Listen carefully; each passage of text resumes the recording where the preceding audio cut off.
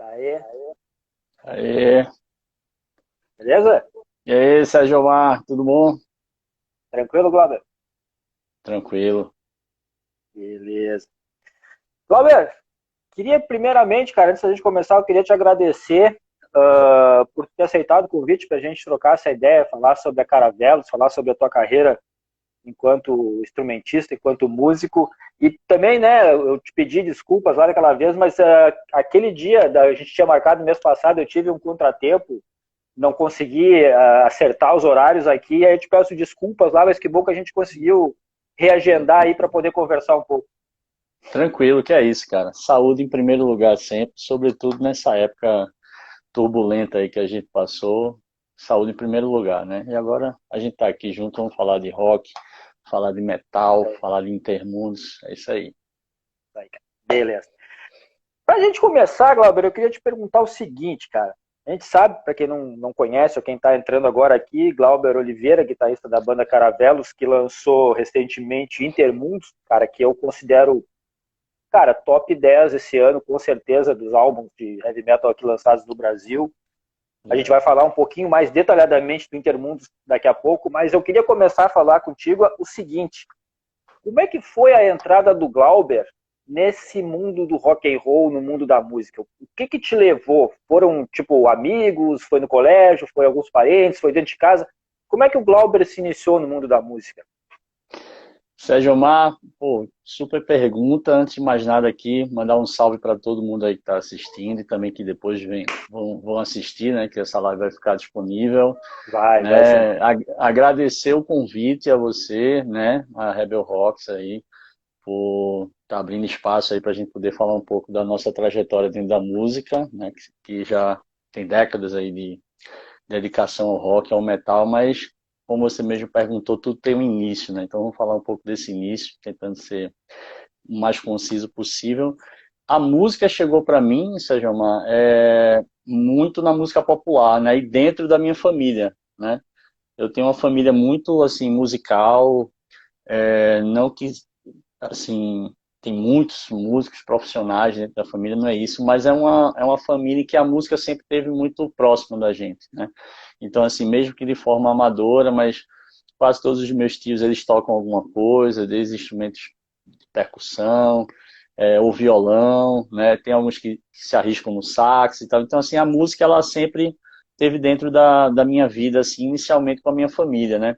E era muito comum na minha família essas reuniões, assim, de final de semana, né? Então, assim, durante a semana todo mundo tinha a sua vida, né? Trabalhava e tudo mais. E nos finais de semana a gente se reunia e tinha aquelas rodas de onde a gente tocava essas coisas lá da minha terra, né? Eu moro em Brasília há quase 10 anos, mas eu sou natural de Pernambuco, né? Eu sou recifense, sou pernambucano. Então a gente tocava o Seu Valença, Geraldo Azevedo, né? O Zé Ramalho, a Elba Ramalho, né? Que é uma super intérprete, participou do Intermundos agora. E todos aqueles artistas ali daquele nosso universo ali, né? Próximo da gente ali, do universo da música brasileira, sobretudo nordestina, né? E aí, nesse início, né, que eu chamo de fase de musicalização mesmo, foi esse contato, né? Então, como eu costumo dizer, a gente vai projetando os horizontes da nossa vida, dentro de qualquer coisa que a gente faça, é, aos poucos, né? Então, para uma criança, na época, sei lá, 5 anos de idade, o meu horizonte ali era tipo assim, ó, eu quero aprender a tocar para tocar aqui na roda com os meus tios, né? Com a minha família ali. E só que isso você vai começando a projetar um pouco mais à frente, um pouco mais à frente. E logo em seguida, é, quando eu entrei logo na adolescência, já comecei a tocar violão, né? Roubar, sequestrar o violão do meu tio, né? Há muito contragosto, né? Muito cuidado, o cara, tio Xando, né? Toca um violão, Anzime, um violonista. Mas eu pegava, né? E comecei a tocar, aprender aquelas coisas, começando a passar os acordes e tudo mais e começando a tocar aquelas músicas que eu ouvia ele tocar assim com os meus outros tios. Isso, a música, fazendo com que a música brasileira, sobretudo essa música do Nordeste, ela realmente está ali no meu basilar, sabe? E aí quando você entende isso, você entende por que o Caravelo soa como... Oi? Caiu. como soa, né, com essa coisa do rock, com a música brasileira muito próxima, porque não é algo leviano colocado por colocar, é uma verdade mesmo, assim, sobretudo dentro da minha vivência e de alguns outros também, membros da banda, né?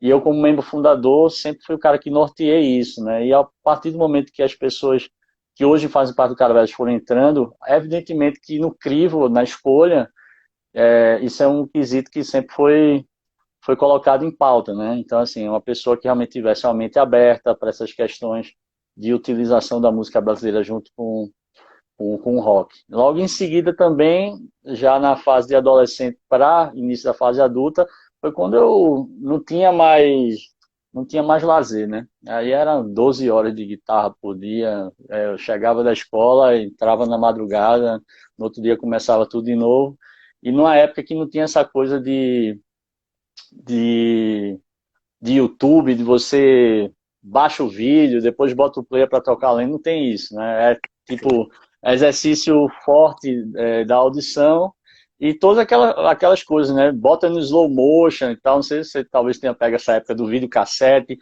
passar tanto slow motion que o cabeçote ficou sujo, você abre o videocassete, limpa o cabeçote para poder pegar aquela coisa toda. Então, quando eu comecei a tocar guitarra, né, tocando música brasileira, mas sempre um amante do rock, porque sempre buscando algo que me desafiasse como guitarrista, né? E evidentemente que tem essa coisa do rock, do metal, sobretudo, dessa questão da exigência técnica de você tocar isso. Então, eu abracei isso como um desafio para mim musical. E aí eu fui tomado completamente, né, pelo heavy metal, mas, como eu te disse, sem perder aquela essência e aquele amor genuíno pela música brasileira, né? E que no final das Sim. contas são os ingredientes realmente basilares aí que fazem a Caravela soar. Mas e dentro do heavy metal, ou do rock, de uma forma geral, assim, quais foram aquelas bandas que digamos, acabaram, eu não sei se talvez te influenciando, mas que tu tivesse aquele primeiro contato, claro que primeiro foi com a música brasileira, ali, como tu contasse aí com teus familiares. Mas assim, o rock barra metal, assim, como que ele surgiu na tua vida? Quais foram as bandas que tu primeiro conhecesse, assim, que tu, quando ouviu, pensou, pô, esse som aqui é foda, eu quero ser guitarrista, eu vou tocar esse tipo de música. Quando é que foi que isso realmente entrou na tua vida? Cara, isso aí para mim, eu costumo dizer, hoje inclusive assim, não é nem é, é o que eu digo, dentro da história da gente, enquanto estudante e enfim, amante também do heavy metal, né? Tem caras até que você até nem escuta tanto hoje, mas que num determinado ponto na tua história, na tua evolução musical, eles fazem toda. É o turn point, né? Tipo assim, é a chave de virada ali, né? Pra mim, no metal, cara, foi o Malmsteen. Foi o Malmsteen. Eu me lembro como se fosse hoje, quando eu peguei o Live Budokan do Malmsteen, né? Quando eu peguei o Live Budokan do Malmsteen, e aí eu botei para tocar aquele treco. Aí realmente foi um sentimento assim, cara, me deu um embrulho assim. Me deu um embrulho porque ali era uma barreira para um menino de 14 anos, porque o Live Budokan é de 94, né?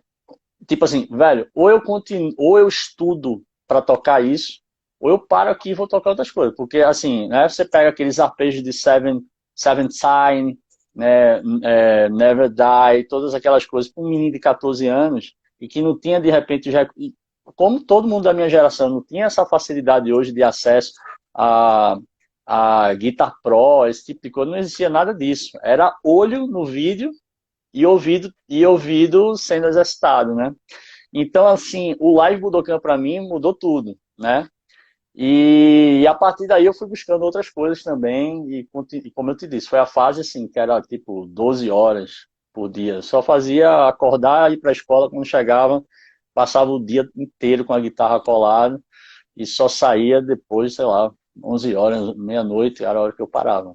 Né? E aí realmente o Malmsteen, tanto é que um dos primeiros shows do Caravelos, e aí já vários anos depois, quando eu fundei o Caravelos, um dos primeiros covers do Caravelos foi a Never Die, né? E a Rising Force do Malmsteen, né? E aí a gente já tocava se divertindo, né? Então, assim, é legal a gente ver todo mundo. É por isso que, por exemplo, o Malmsteen, até hoje o pessoal fala assim, pô, mas Malmsteen é aquela coisa, pensa menor, muito aquela coisa. Velho, mas vamos dar o valor à galera Pô, que, num determinado ponto, revolucionou a coisa toda, né? Então, assim, com certeza o Malmsteen para mim foi um turn point, aí, vamos dizer assim, nessa minha entrada dentro do heavy metal. E foi aquele cara, assim, como guitarrista, né, estudante de guitarra, aquele cara que me fez os olhos brilharem, né, assim, tipo, cara que, cara, eu quero tocar esse treco aí, né? Então, eu digo ele também, e depois um pouco mais pra frente, aí veio o Dream Theater também, assim, que aí também, aí já fez a conexão com todas as coisas que eu curtia, né? Ali no Dream Theater abriu portas para eu me aprofundar no rock progressivo clássico, né? Que eu falei, peraí, isso aqui, esses xilofones aqui, tem uma banda que não fazia isso no teclado, tem uma banda que fazia isso no xilofone mesmo, tipo, é o Gentle Giant. Então, deixa eu conhecer uhum. essa galera. Então tem a galera do Kansas, né? Todos aqueles corais, aqueles trecos todos e tal. E arranjos e muito similares. O Gênesis, né? Aquelas coisas do Peter Gabriel também, que tem muita coisa no Dream Theater também, que é muito influenciado também. O Rush. Então, foi uma banda também que me trouxe, né, a vontade de conhecer toda essa coisa, esse background aí do rock progressivo clássico. E também no sentido da mescla das coisas, né? De você poder tocar metal, mas você também. Opa, tá caindo aqui. De você também. é, de você também poder misturar com o metal outras coisas que você curte, né? Então eu Uhum. falei, peraí, se a galera pode misturar coisa de jazz com metal, com música pesada, eu posso também misturar metal com música brasileira, de um jeito diferente, né? Das coisas que estavam rolando, né? Eu sou da terra de Chico Sainz, né, Sérgio Mar? Então, Pô, grande Chico assim, Sainz. essas misturas, assim, até o próprio Alceu Valença, assim, que não é metal, mas é um dos caras precursores, assim, como Paulo Rafael, que era o guitarrista do Alceu, é o que a gente chama do rock rural, né? Aquela coisa da guitarra tão não tinha essas coisas, né? Uhum. E o Alceu Valença trouxe isso no trabalho dele. Também tinha uma banda também chamada Ave Sangria, também ainda existe até hoje também, que também era uma coisa Uhum. um rock psicodélico também. E Vinho, guitarrista, já tive o prazer de ter ele assim assistindo um show do Caravela também no Pátio de São Pedro em Recife. E depois ele vinha elogiar a gente. Continue aí, que vocês estão estão fazendo um trabalho bonito. Hoje é finado, então finado em Vinho, mas é o cara do Ave Sangria, guitarrista do Ave Sangria, um super guitarrista. Então, essas coisas, assim, né? Esses encontros, vamos dizer assim, com o Malmsteen, depois com o Dream Theater e tudo mais, eles foram complementando, vamos dizer assim, esse meu caminho, né? E abrindo as portas e dando exemplos, assim, das possibilidades que eu podia traçar como meta, assim, para alcançar, né? Dentro do heavy metal. É isso aí. Só deixa, antes da gente continuar, Glauber, eu queria mandar um abraço para todo mundo que está entrando aqui, em especial o meu amigo Felipe, cara, o Felipe Wright do Hard Heavy Invasion, cara, um canal no YouTube bacana pra caramba, onde ele fala bastante sobre hard rock, sobre aquele heavy mais anos 80, assim. Então, um grande Massa, abraço, Felipe, mas também abraço para todo mundo que está entrando aí. Se alguém tiver alguma perguntinha para o Glauber, e eu massa. não esquecer, quando passar aqui, eu pode deixar que eu pergunte aqui, porque a gente tem bastante coisa para conversar. Glauber, antes da gente falar, eu quero dividir essa nossa conversa em dois tempos, né? Tipo assim, esse primeiro momento a gente falar sobre ti, sobre algumas outras trabalhos que fizesse e tal, e depois a gente falar especificamente sobre o Caravelos e sobre o Intermundo. Para Massa. falar com isso, eu queria também falar um pouquinho sobre o Dark Avenger, né, cara, do grande Mário Linhares, né, cara, que nos deixou, infelizmente, de forma muito precoce. Eu até tenho uma história que depois, se me permitir, eu vou te contar do dia do acontecimento. Massa. Mas eu queria que tu falasse um pouquinho sobre esse lance com o Mário, como é que se deu o teu contato com o Mário, a entrada no Dark Avenger, cara, os álbuns que tu gravasse, em especial o Beloved Bones, cara, que é sensacional, né, cara? Eu tive a oportunidade de falar isso pro Mário. Eu disse para ele assim, cara, no meu blog, assim, as resenhas que eu faço, eu não dou nota, né? Eu faço um texto, eu explico ali o que eu achei e tal, mas eu não costumo dar nota, porque eu acho a nota ela um tanto quanto, digamos assim, engessada, né? O cara pega aquele texto, ele olha, ele anota e daqui a pouco ele já não quer ler, porque ele se decepciona com a nota. Sei lá, eu não gosto, mas pro Beloved Bones eu fui obrigado, né? Eu coloquei um 10 lá e até falei isso para ele. Eu queria que tu me contasse então, cara, um pouquinho dessa trajetória aí, o encontro com o Mario, como é que se deu isso tudo, a entrada do Dark Avenger. Massa. Então, velho, a entrada do Dark, no Dark Avenger, seja foi muito inusitada, né? Eu te confesso, cara, eu nunca me imaginei tocando em outra coisa que não fosse o Caravelos. Porque no Caravelos foi uma banda, o Caravelos foi uma banda que eu fundei com o objetivo de fazer tudo que eu quisesse dentro do metal fazendo Caravelos. Tanto é que é uma banda que não tem freio. Você pode ver, até na própria discografia do Caravelos, são discos distintos, assim. Você está o Sim, primeiro, o segundo, o terceiro. São sim. discos distintos. Por quê? É o que eu chamo assim, cada disco do Caravelos, ele é um zeitgeist né, é o espírito da época da banda naquele momento. Então, assim, no primeiro disco é um compilado de canções que foram feitas desde o início da carreira do Caravelos, numa época que estava um boom do power metal melódico, aquela coisa toda. Sim. Velho, eu tinha 21 para 22 anos, cara, era um cara novo e estava vivendo aquilo ali e curtindo muito aquilo ali.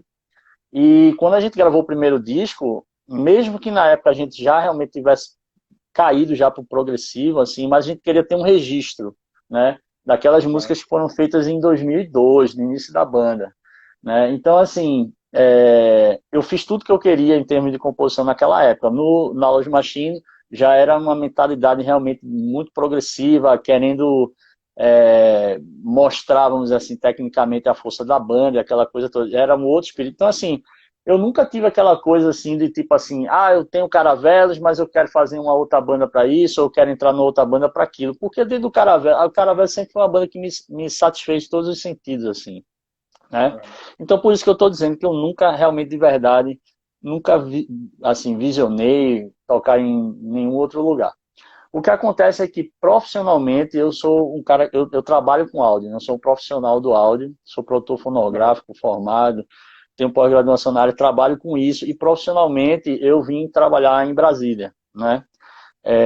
Eu fiz essa mudança de vida e em Brasília Mário morava, né? O Dark Avenger é uma banda sediada, era uma banda sediada em Brasília e por coincidência a gente morava muito perto um do outro, né? Morava muito perto um do outro. E aí a gente trocou mensagens, ele conhecia o Caravelo já, ele tá, não sei o que, a gente marcou um café. E ele tinha um projeto diferente do Dark Avenger, que era o Harlequin, não sei se você conhece, Sim, que sim. era uma banda de thrash metal com elementos sinfônicos, né? Ele cantava mais agressivo, eu não sei se todo mundo sabe, mas essa coisa dos agudos e tudo mais não era uma coisa que apetecia tanto o Mário mais, assim. Ele curtia... Mário era um cara, não sei se todo mundo sabe, mas o cara é trecheiro, ele, assim. Ele curtia a coisa pesada, agressiva, né? E no Harley que ele podia desaguar, vamos dizer assim, essa veia dele, né? E por questões burocráticas e tal, de nome, disputa de nome, enfim, uma série de outras questões aí, o Dark Avenger estava parado, passou um bom tempo parado, né? E ele estava trabalhando com o Harley, que tinha feito fazer uma turnê na Europa e voltou. Quando voltou, o Harley que tinha se desmanchado, né? Não resistiu, vamos dizer, àquela coisa da turnê, né? Europeia e tal. E aí o Mário desfez a banda e estava retomando o Harlequin, remontando a banda. E nesses cafés, vai para lá, vai para cá, o Caravelo estava nesse momento também de reformulação, porque evidentemente algum tipo de mudança ia existir por conta dessa minha mudança para Brasília, não é? A rotina da banda ia ser diferente.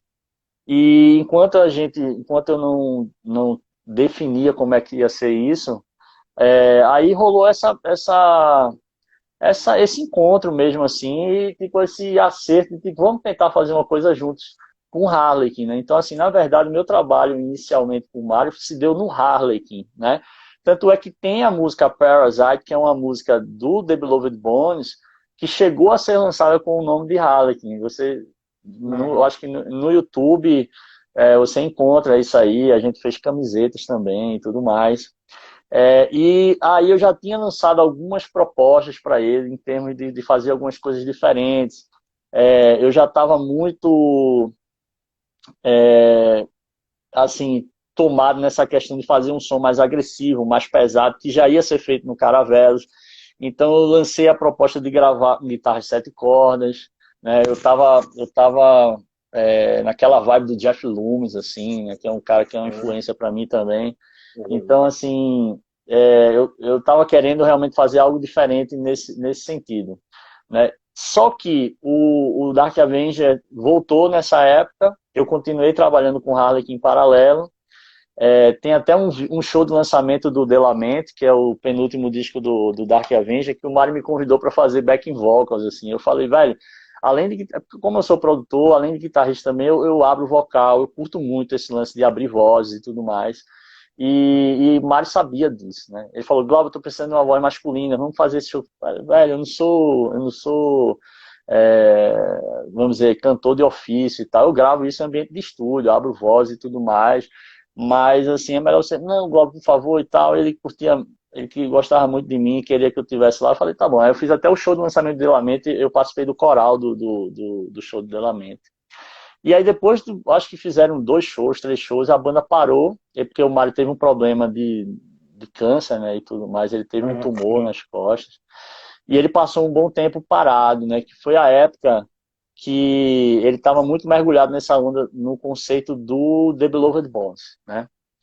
E inicialmente esse projeto do The Beloved Bonds, com guitarra 7 cordas, som torto, com essa influência mais trecheira e tudo mais, que era o som que ele queria fazer, era um projeto para o Harlequin, né? E aí o que acontece é que quando ele se recuperou, né, ele superou essa coisa do câncer e tudo mais, aí ele veio falar comigo. Ele falou, Glauber, eu estou reestruturando também o Dark Avenger.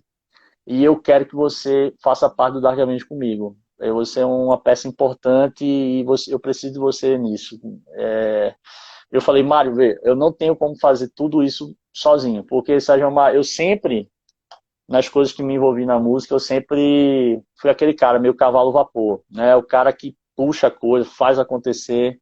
E eu realmente não daria conta, né? Além de tocar guitarra, de compor e tudo mais, todas essas outras questões, inclusive as burocráticas, de estar à frente nisso no Caravelos, porque ia retomar, no Harlequin e no Dark Avenger. Não tinha como fazer isso, né? Se fosse só tocar guitarra, chegar e gravar e tal, ok. Mas nunca fiz isso e não teria como fazer em 3 projetos. Então eu falei para ele, e ele falou, então o que é que você sugere? Eu falei, não, você escolhe o que é que você quer fazer. O que é que você acha melhor? Aí ele falou, então você acha melhor a gente continuar com o Dark Avenger? Eu falei, pronto, que seja. Então a gente deu uma estacionada no Harlequin e a gente seguiu junto no Dark Avenger, né? No dia 26 de novembro de 2014, né? Eu entrei no Dark Avenger e dali para frente a gente pegou tudo que eu tinha feito no Harlequin, levei para o Dark Avenger e aí, evidentemente, ajustei para a questão do espírito da banda, né? Do Dark Avenger, mas evidentemente também isso aí do desejo do Mário, né? Porque o Dark Avenger, as pessoas têm muito essa coisa assim, ah, mas o Leão era diferente no Leão, o Dark Avenger era diferente no Detero. Velho, eu falei pro Mário assim, Mário, o que é que você quer que o Dark Avenger soe? Eu sou um produtor, eu posso compor o que você quiser. Eu posso fazer um disco igual ao Delamento, posso fazer um disco igual ao Leão, eu posso fazer o disco do jeito que você quiser. O que é que você tá querendo? Aí ele falou, Glauber, eu quero que o Dark Avenger soe como nunca soou, como eu sempre quis que soasse, como sempre tiveram outras pessoas envolvidas, isso por bem e por mal. Por bem e por mal que eu digo assim como algumas decisões são tomadas e algumas coisas legais acontecem, de repente também, de certa forma, a coisa não acontece exatamente como ele gostaria que acontecesse. O sonho do Mário era sempre que o Dark Avenger soasse o mais escuro possível, né? Então, Mário era fã do King Diamond, Mário era fã do Metal Church, Mário era fã do Crimson Glory, né? Então, assim, de sons atmosféricos, densos, né? Daquele heavy metal tradicional, mas com uma pegada meio crossover, puxando com algumas coisinhas do thrash também, a coisa mais agressiva. E aí foi a oportunidade que ele teve, né? Ele estava reformando o Dark Avenger, ele falou, cara, eu quero que o Dark Avenger soe mais escuro que já soou na vida, entendeu? Eu quero o disco mais escuro do Dark Avenger. Tanto é a capa mais escura que o Dark Avenger já teve, né? É uma Uhum. capa contemplativa e o disco é um disco denso, se você ouvir. Então, assim, Sim. nele tem muita coisa de guitarra ali em segunda menor, né? São as harmonizações mais tortas. Muito difícil de botar vocal nesse disco, porque as melodias elas tiveram que ser compostas em cima de linhas de guitarras bem tortas, assim. Então depois eu tive também, eu fiz toda a parte de orquestração também toda a parte de intervalos e construção dos instrumentos das orquestras deu muito trabalho por uma questão Olha. mesmo de harmona mesmo, assim. Porque não era aquela harmonia é, tradicional, né? Tinha muita coisa torta, que é muita coisa do thrash metal, né? Isso é muito característico do thrash metal. Só que quando você traz também esse universo da música sinfônica para casar em cima, no The Beloved Ones, cara, deu muito trabalho. Então, cada nota daquela linha é muito bem colocada, muito bem pensada ali. Não tem nada colocado de todo jeito ali, de qualquer maneira. Então, assim, deu muito trabalho, mas é um disco, assim, que eu tenho muita satisfação, assim, do resultado, porque é um disco muito, muito denso. É um disco que tem climas, assim, sabe? Atmosfera. É um disco que se você parar, assim como todas as coisas que eu me envolvo e faço dentro da música. Se você pegar toda a minha discografia dentro do heavy metal, assim, você vai observar que é o que Mário chamava de picos e vales, assim. Tem momentos, assim, de êxtase, assim, vamos dizer, técnico e tudo mais, e tem momentos que a música cai e tem aquela atmosfera, aquele clima, e depois ela pega novo fôlego e sobe, né? Porque eu dou muito valor a isso, é a dinâmica dentro da música, né? O The Beloved Bones é um disco que ele tem muito, muito disso, assim, tem muita felicidade, assim, do resultado, né, que a gente conseguiu. Além de produzir e compor a maioria do disco, o Mário cuidou da parte da letra, né, que o conceito era dele. Eu sempre gostei de escrever, né, tanto é que no Intermusa eu voltei a fazer o que eu sempre fiz, mas no Dark Avenger, né, o Mário ele tinha essa coisa, né, da mensagem que o The Beloved Bones queria passar, e eu falei, não, velho, é você que escreve. Mesmo assim, a When Shadow Falls, que é uma balada que eu fiz nos 47 do segundo tempo, tipo, faltando uma semana para eu começar a mixar, eu fiz isso no violão, num sábado, assim, eu mostrei para ele, e ele mandou um áudio chorando para mim. Falou, Glauber, velho, você acabou comigo. Você acabou comigo. Ele falou, porque eu mandei para ele, ó, pro próximo disco aí. Ele falou, não, cara, você vai gravar isso para agora, porque isso aí era o que o disco faltava para acabar, para encerrar do jeito que a gente precisava encerrar, né? E aí a gente fez, né? Eu sou muito, muito grato ao universo, aí, a oportunidade de ter conhecido ele, porque, e aí, finalizando essa questão do Beloved Bones e do Mario, certas coisas que o Dark Avenger nunca tinha conseguido, por exemplo, uma banda de 20 anos na época, que nunca tinha feito uma turnê europeia. Uma das primeiras coisas que eu falei pro Mário, cara, a gente vai fechar uma turnê europeia, a gente vai fazer uma turnê europeia. Quando o Mário morreu, faltavam 6 meses, a gente já tinha uma turnê fechada. A gente ia em julho, ia para a Europa, ia fazer até a Rússia, tudo certo. A gente ia fazer o primeiro semestre no Brasil, já tinha umas 15 datas já fechadas, tinha tipo Curitiba, já tinha pago o cachê e tudo mais, era só esperar fevereiro, a gente ia tocar em Curitiba em fevereiro. Em dezembro ele faleceu, né? Então, assim, o The Beloved Bones, Sérgio Maia, era um disco assim que ele ia dar uma guinada assim, na história da Dark Avenger e trazer o Dark Avenger para um universo, inclusive, mais contemporâneo, vamos dizer assim. Porque se você ouvir o The Beloved Bones, ele traz um heavy metal, ele tem muito da coisa do heavy metal tradicional, mas você observa que ele já traz o Dark Avenger para um universo mais atual, mais contemporâneo, Sim. mais fora daquela coisa do heavy metal tradicional da década de 80, né? Ele já traz o Dark Avenger Sim. para esse universo mais atual, né? Eu acho que era um disco realmente de virada para um novo momento dentro da banda, mas infelizmente não pôde ser dado seguimento com relação a isso, mas eu tenho aquela sensação de dever cumprido, assim, Eu já disse em várias entrevistas assim, eu pude ouvir da boca dele assim, parece que meio que eu tinha que ouvir aquilo assim para eu ter o coração tranquilizado quando passasse pelo que eu passei, tantos familiares e amigos passaram quando ele se foi, né? Ele marcou um almoço comigo, ele tinha feito uma tour press na Europa, e aí quando ele voltou, ele me chamava de Graubão. Graubão, vamos marcar de comer um peixe. Tem um peixe que a gente comia de vez em quando e tal, um peixe frito. Aí a gente foi para essa peixaria comer esse peixe e tal. Aí numa hora do almoço assim, ele parou assim, eu queria que todo mundo parasse, queria falar uma coisa para você, apontou para mim. Aí ele se levantou, ele falou, Graubão, aí balançou o dedo assim, aí começou a chorar. Aí falou assim, eu queria que você soubesse que eu podia morrer hoje e eu ia morrer feliz por tudo que você fez pelo Dark Avenger e por mim. Então, bicho, eu nunca vou esquecer essas palavras dele. Ele falou, chorando e olhando para mim. Ele sabia, e quem esteve perto de mim no The Beloved Bones, quando eu fiz o The Beloved Bones, foram muitas madrugadas, muitas 3:30 da manhã, que era a hora que eu ia parar de trabalhar, pegando de 8 no estúdio, né? Eu tinha que ir para o trabalho também, voltava e quando voltava, jantava, ia para o estúdio de novo, meu home em casa e fazer. Passei vários anos fazendo isso, de dedicação, desde a parte de composição, do arranjo, da mixagem, pós-produção, depois preparar todo o material para ser masterizado na Suécia com o Tony Lindgren, cara que fez com Creator, fez com Evergrey, já fez com um monte de cara no Fascination Studio, né? É o estúdio que o Sepultura fez os últimos trabalhos. O The Beloved Bonus foi um disco feito com muito capricho, né? E tomou muita energia, assim, tempo e energia mental mesmo, assim. Então, ouvir essas palavras dele, assim, me deixam, assim, reconfortado por, assim, tudo que eu podia fazer pelo Dark Avenger. Aí relembro as minhas primeiras palavras com relação a isso, que eu nunca imaginei que eu fosse fazer o que eu sempre fiz no Caravelos por uma outra banda. É por isso que eu costumo dizer que, além do Caravelos, o Dark Avenger é aquela outra banda que sempre vai ter um lugar especial dentro do meu coração.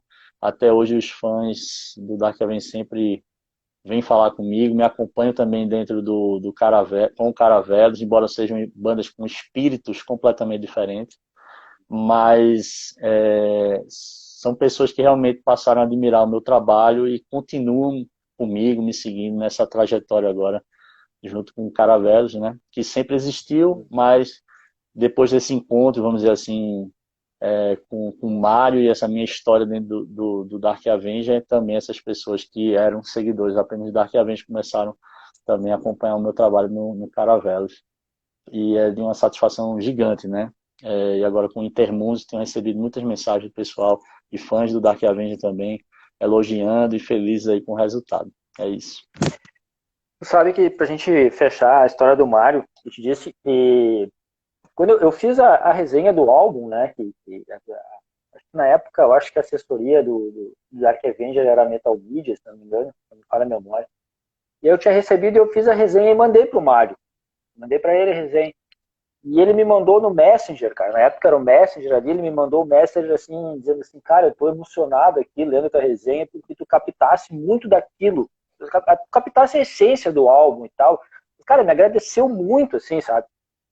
E falando comigo perto, eu lembro, cara, como se fosse hoje, era tipo 1 hora da tarde, meio-dia, mais ou menos, entre meio-dia e 1 hora da tarde, eu tava almoçando e ali, pá, veio as mensagens do Mário, né? Eu falei com ele, não, cara, que isso, eu que agradeço a oportunidade de poder ter feito a resenha desse trabalho, de poder ter escutado, né, algo tão grandioso, vindo do Brasil, cara, é uma coisa que ela pode até parecer meio, digamos assim, ufanista, mas, cara, é nosso, né, uma coisa feita aqui no Brasil, não deve nada para lugar nenhum.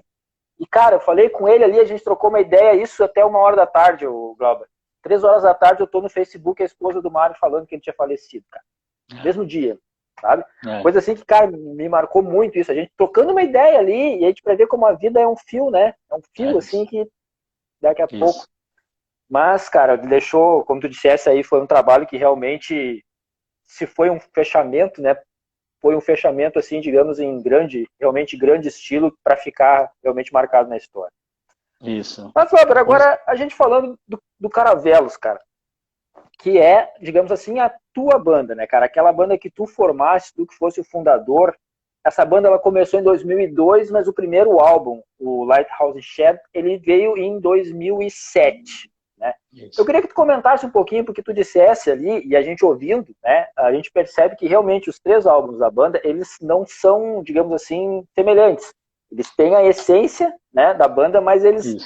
eles são diferentes entre si. Como tu dissesse, o primeiro tem aquela linha mais do power metal, né, porque realmente era aquela época ali, era muito o que se fazia, que se ouvia, né? Depois teve o No Lead Machine, que a gente vai falar, o No Lead Machine, de 2010, 3 anos depois, que tem uma pegada mais prog, como tu falasse, e agora a gente depois vai falar do Intermundos, e até a gente vai comentar, né, dessa, digamos, desse espaço de tempo bastante longo, mas como tu disseste, tu te mudasse até estruturar, reestruturar toda a banda, mas foi uma espera que realmente valeu e muito a pena, porque, cara, é um descasso, né? Muito, muito legal, e a gente vai falar especificamente dele. Mas eu queria que tu, antes da gente entrar no Intermundos, tu desse uma, digamos assim, uma resumida nesses dois primeiros álbuns da Caravelos, assim, o que eles representaram para ti, Glauber, enquanto músico, enquanto cara cabeça da banda que era o fundador, o guitarrista da tua banda, né? E aí depois a gente entra para falar especificamente sobre o Intermundo. Então, Sérgio, eu considero assim, a história do Caravelos é uma história de uma banda guerreira, cara. Eu costumo dizer porque, é, sobretudo no início dos anos 2000, assim, que a internet ainda era muito incipiente, assim, sabe? Não é como é hoje, assim, né? Eu me lembro que na época que eu fundei o Caravelos era aquela coisa daquele barulhinho, né?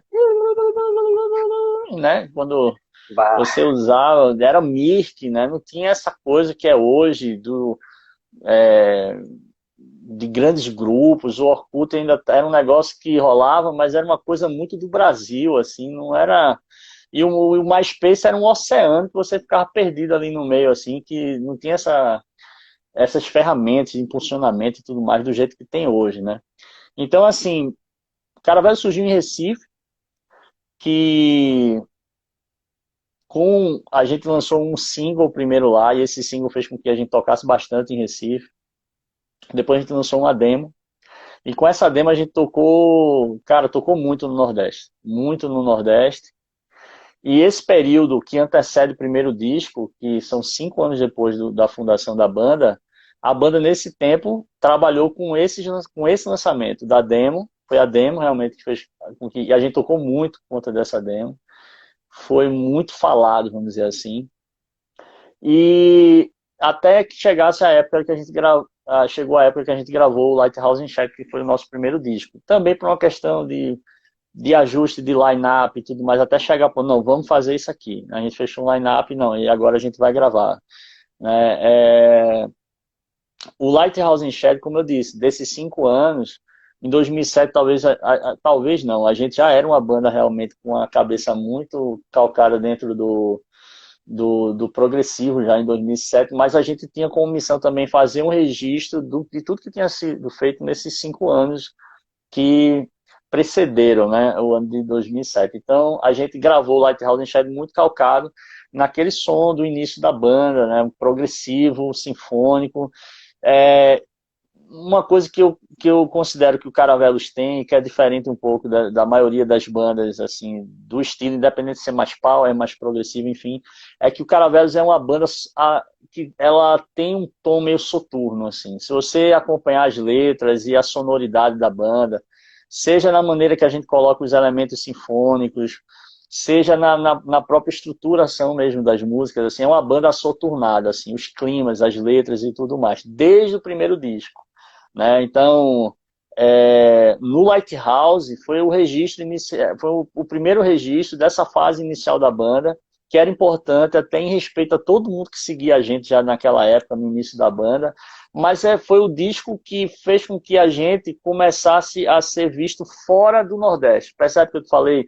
A demo fez com que a gente circulasse bastante no Nordeste, e a partir do Lighthouse aí fora. Então, assim, para ter ideia, eu me lembro como se fosse hoje, eu recebi e-mail da Disc Union do Japão, assim, pedindo disco. querendo vender os discos não tinha esse negócio, tinha gravadora, mas as gravadoras, foi na época que as gravadoras nacionais, elas, caíram, assim, de um jeito absurdo. No início do Caravelos, tinham várias gravadoras nacionais, mas quando a banda foi gravar o primeiro disco, isso aí tinha caído bastante. Então, assim, meio que tava naquela coisa de faça você mesmo, da banda mesmo tomar. Foi o início desse movimento da banda mesmo tomar conta e gerir a sua própria carreira dentro do mercado da música. Tava nesse boom, assim, né? Depois daquela coisa do Napster e tudo mais, do casar, aquela coisa de gente baixando. Não, então as bandas começaram a tomar rédea da coisa. E aí eu tratava direto da distribuição da banda, por exemplo, o Japão. Então eu recebi e-mail da Disc Union, eu mandava caixa para lá, o cara mandava em ien dentro de CD para mim. Eu trocava no câmbio. Então, assim, o disco, o Caravelos começou a ser visto fora a partir daí, né? Então a gente começou a vender coisa para lojas em São Paulo, para fora do Nordeste. Foi quando fora do Nordeste o Caravelos começou a ser visto. A gente sempre fazia shows, assim, como Open Act ou Special Guest, a gente sempre era chamado em Pernambuco e também em cidades vizinhas, tipo, próximas, né? Tipo Alagoas, em Maceió, em Alagoas. A gente tocou com outras bandas lá também. Então, essa fase foi uma fase de construção mesmo de caminho, né? Com o primeiro disco, né? E também de ter uma visibilidade maior fora. Com o Knowledge Machine, o segundo disco, a banda ela meio que sacramentou uma visão daquela coisa de banda técnica e tudo mais, que a galera fala tanto hoje, né? Foi com o Knowledge Machine, que realmente aí a gente colou nessa coisa do progressivo, mas tendo ainda uma pegada power, né? Assim, você pode ver que ainda tem são músicas mais rápidas, vamos dizer assim, e técnicas, né? O Knowledge Machine. E aí realmente foi, vamos dizer assim, um momento que a banda se colocou para o Brasil, assim, e para fora também, porque a gente fechou aí com uma gravadora no Lighthouse, a gente fechou com uma gravadora nacional mineira, que era a Airplane Records, e aí no Knowledge Machine a gente fechou com uma gravadora franco-canadense, aí lançou o CD na Europa toda, na América do Norte, e a gente também teve distribuição no Japão, na Tower Records, Disc Union, a mesma coisa. E no Brasil, a gente não chegou a prensar no Brasil o Knowledge Machine, mas a gente chegou a distribuir porque a gravadora gringa mandava para cá e todos os discos do Knowledge Machine que são vendidos no Brasil eles são importados. Não tem disco Knowledge Machine nacional, todos são importados. E foi realmente o disco que meio que jogou a banda em nível nacional e para fora também. E sempre teve esse hype de quando viria o novo disco do Caravelos, né? E aí foi quando teve essa pausa a partir de 2012, né? Porque a partir de 2009, 2010 eu tive que me dedicar a uma outra parte também da minha trajetória dentro do áudio e da música, que eu queria ter a minha formação na área, não é? Eu queria me pós-graduar na área, me especializar. Então, assim, isso me exigiu tempo, não é? E também teve essa questão da minha viagem para Brasília, minha mudança de vida para Brasília, e tudo isso fez com que eu realmente desse um pausa na história do Caravelos, mas sempre todo mundo perguntando quando vinha, quando tinha, quando vinha, e evidentemente que eu nunca parei de fazer música para Caravelos. Foi uma época também que eu pensei e refleti muito sobre a missão da banda, não é? E de como eu poderia tornar a banda ainda mais apurada naquilo que eu tinha colocado como missão lá no início, não é? Então foi um tempo de maturação também, embora eu estivesse fazendo outras coisas, mas foi um tempo de maturação para que nessa tacada, né, a gente pudesse sacramentar de forma mais assertiva aquilo que a banda se tornou. Eu considero hoje, para minha satisfação, assim, eu estou muito feliz agora, Sérgio Mar, o que o Caravelos é hoje, assim, do que ele representa, e de ter, mesmo assim, não sendo algo fácil de se fazer, a gente fez, cara. A gente misturou música brasileira com metal progressivo, com heavy metal, de um jeito que, modesta à parte, não tem igual. Assim, você escuta o Caravelos assim, você fala, eu quero ouvir um som igual ao Caravelos. Não tem, não tem. Do mesmo jeito também que você escuta o Sepultura, aquele trash com aqueles elementos brasileiros e tal, é de um jeito. O Angra tem um jeito deles de fazer. Mas se você escutar o Caravelos, é diferente. Cara, não é igual. Não é Sim. igual. E a gente trouxe umas coisas muito roots, assim, nossas, assim. Então, assim, tem frevo nas músicas do Caravelos, né? Tem metaleira de frevo.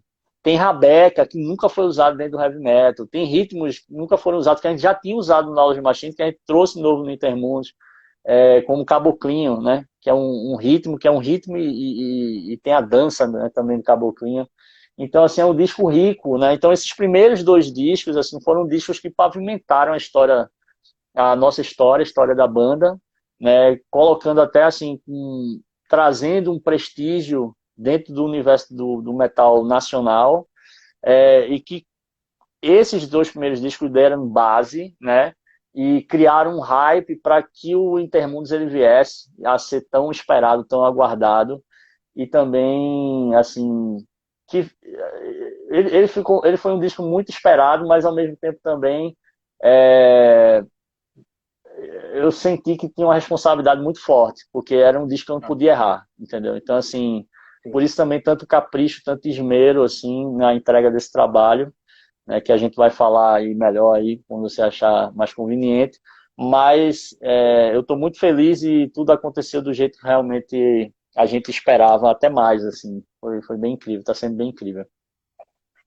Eu costumo dizer assim que essa primeira, digamos assim, o início, não o início da banda, mas os três primeiros álbuns, né?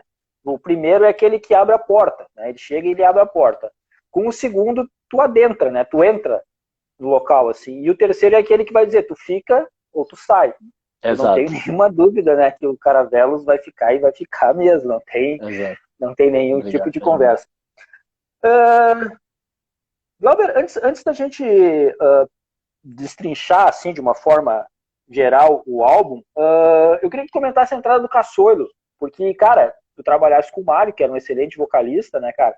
Não desmerecendo os outros músicos que trabalharam contigo, mas o Caçoilo, ele é um dos melhores vocalistas do Brasil, né, cara? Tanto é que ele tá no Viper também, e até Sim. também depois que eu te perguntar isso, o negócio da agenda, né, como conciliar a agenda do Uhum. Viper e a agenda da Caravelos.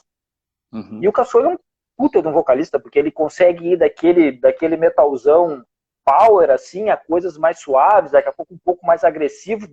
Ele tem uma voz bem trabalhada, assim, tem um timbre bacana, assim. Como é que se deu a entrada do Caçoilo no Caravelos?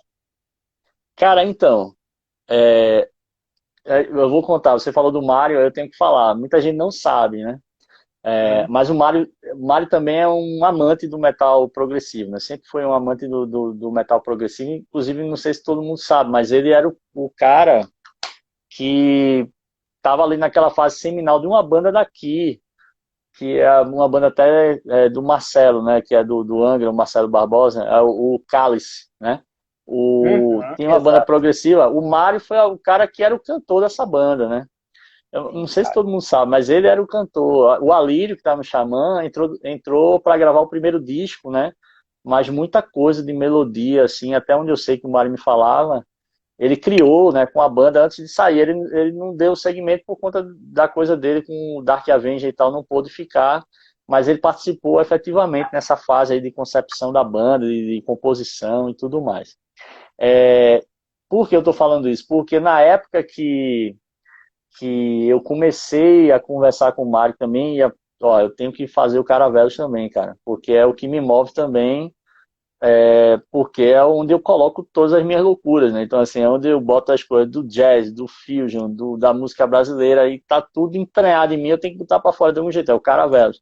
Aí ele falou, Glauber, eu quero ver você feliz. Eu quero, ele era muito gente boa. Ele falou, eu quero ver você feliz, faça do jeito, se você quiser dar uma pausa aí no que tá fazendo Dark Avenger, entre pausa, aí você quando ele fala, não, bicho, não vou, eu quero fazer em paralelo as coisas e tudo mais. Aí ele falou assim, inclusive, se precisar de um cara para botar voz, eu boto. Então, assim, teve uma época, inclusive, que até o Mário que iria botar voz no novo trabalho do Caravelos, né? Mas aí depois a gente foi a fase final de fechamento do The Beloved Bones, eu dei uma parada mesmo no que eu estava fazendo com o Caravelos, e aí a gente só se concentrou no The Beloved Bones. O Leandro, eu já tinha conversado com ele, porque o Tiaguinho, que está aí, né? Tiaguinho, que sempre fez parte da minha história com o Mário também, super assessor da TRM Impress, que é a assessoria de imprensa do Caravelos, foi também do Dark Avenger. É um cara demais, Tiaguinho. Era meu amigo, amigo de Mário, nosso amigo há mais de 10 anos, amigo do Leandro, é assessor também do Leandrinho. E aí ele falou, bicho, o cantor perfeito, na época que eu conversei com ele, falei, o cantor perfeito pro Caravelos é Leandro, pô. Porque Leandro tem um negócio que o Caravelos exige, que é a versatilidade. Falou, do mesmo jeito que instrumentalmente o Caravelos, ele passeia em várias searas, em vários estilos e tudo mais, a voz ela precisa transitar também. A gente não pode ter um cara que só cante gritando, agressivo e tal. Precisa de ter um cara que tem um controle melódico também, e aí de afinação também, quando eu falo isso, interpretação, carga interpretativa forte. E é difícil, Sérgio Mar. É muito difícil, cara. É um cara que consiga preencher todos esses requisitos de ter ferramenta, né, para fazer isso tudo. E aí, Tiaguinho, evidentemente que eu conhecia Leandro, né, como cantor e como um super vocalista aí do cenário nacional, mas não conhecia no âmbito prático pessoal da coisa, não batia papo com o Leandrinho, mas conhecia o trabalho dele, né? E ele conhecia também do Caravelos. E aí Tiago falou que eu estava retomando esse trabalho do novo disco do Caravelos e perguntou se Leandro estava interessado. Aí Leandro disse que estava e a gente começou a se falar, né? Eu acho que isso foi em 2018, 2000, eu cheguei a falar com ele em 2017, antes de sair do The Beloved Bond, só conversei rapidamente com ele. E aí, em 2018, meses depois, assim, do falecimento de Mike, quando eu retomei, porque até foi uma coisa meio terapêutica para mim, sabe, Sérgio? Assim, cara, eu preciso ocupar a minha cabeça imediatamente, assim, artisticamente, porque senão eu vou pirar, assim, né? Porque com o Dark Avenger eu me senti como se fosse, assim, um carro de Fórmula 1 a 300 km por hora, parado numa parede, assim, pá!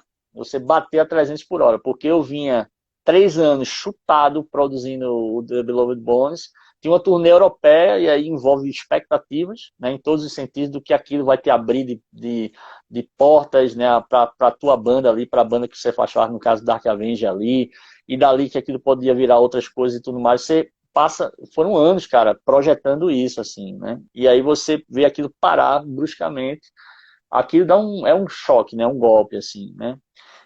Psicologicamente falando. Além da perda do amigo, que aí é o principal, né? Foi um somatório de coisas, de âmbito pessoal e profissional. E aí eu precisava retomar artisticamente isso, até de forma terapêutica, como eu falei. Então, assim, quando eu comecei a trabalhar no Intermundos, né? Que até então não era Intermundos, né? Mas eu tinha a questão conceitual, estética do que eu precisava fazer, já a partir daí. Aí teve essa questão de vou retomar o contato com o Leandrinho, que eu já tinha falado no passado. E aí a gente começou a falar. Eu fui para São Paulo, eu acho que eu fui umas 2 vezes para São Paulo para fazer umas prés com ele. A gente fez umas gravações testes e tudo mais, e foi muito massa, assim. O Leandro é um cara que, além de super profissional, velho, uma das pessoas mais assim íntegras, assim, corretas, assim, que eu já conheci dentro da música, entendeu? E a gente sabe, quem trabalha com música sabe que na música a gente encontra gente de todo tipo, né? Eu tenho mais de 20 anos de heavy metal, assim, né? E fora o heavy metal, bota aí mais uns 5 anos aí, ou mais, de música profissional, né? Trabalhando dentro de ambiente de estúdio e viajando também com outros artistas do cenário popular e tudo mais. Então já vi de tudo nessa vida profissional. E Leandro é uma das pessoas mais, assim, raras e caras, vamos dizer assim, no sentido de se ter integridade, de ser uma boa pessoa e um profissional competente, né? Então, eu fiquei muito feliz, né, de ver mais próximo e profundamente assim o cara massa que Leandro era e além de um super cantor talentoso, sempre se colocou numa condição assim de tipo, vamos fazer o melhor. Eu me lembro como se fosse hoje e Leandro era fã do The Beloved Bones, assim, do resultado que a gente conseguiu. O Mário, na época, antes de falecer, ia fazer um lance com ele lá, de workshop, assim, velho, tava na escola do Leandrinho. Mário ia pra lá, ia fazer um workshop com ele e tudo mais. E Leandro, quando a gente começou a trabalhar junto, ele falou assim, Glauber, eu queria pedir uma coisa a você. Eu falei, diga. Ele falou, eu quero que você faça comigo a mesma coisa que você fez com o Mário.